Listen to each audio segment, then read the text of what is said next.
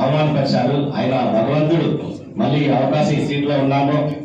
ఎందుకంటే మీ సహకారము, కమిషనర్ సహకారము అందరూ మేము ఎప్పుడు కూడా, ఎందుకంటే ఈ మున్సిపాలిటీ ఏర్పడి 109 సంవత్సరాలు అవుతుంది. ఒక హిస్టారికల్ పనులు ఈరోజు మా ఎమ్మెల్యే గారి చొరవతో ఆయన ఒక పట్టుబడి అధికారం వచ్చిన తర్వాత జానగారపల్లి రోడ్డు వెడల్పు అంటే జానగారపల్లి ఎవరు చెప్పాడు.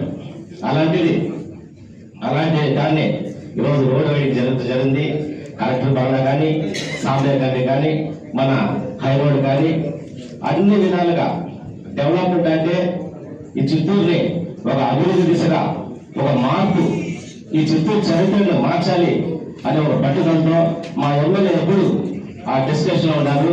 అదేవిధంగా దీనికి తగినట్లు 2001-2002లో డాక్టర్ రాజేంద్ర ప్రసాద్ కమిషనర్ ఉన్నారు ఇక్కడ.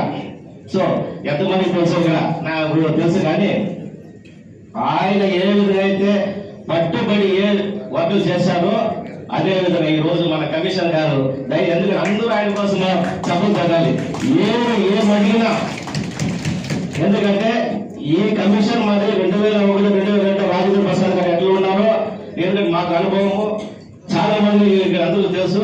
అదే విధంగా ఈ రోజు మన కమిషనర్ నెంబర్ 1 అభివృద్ధి తీసుకునే ముందుకు వస్తున్నారు. అదేవిధంగా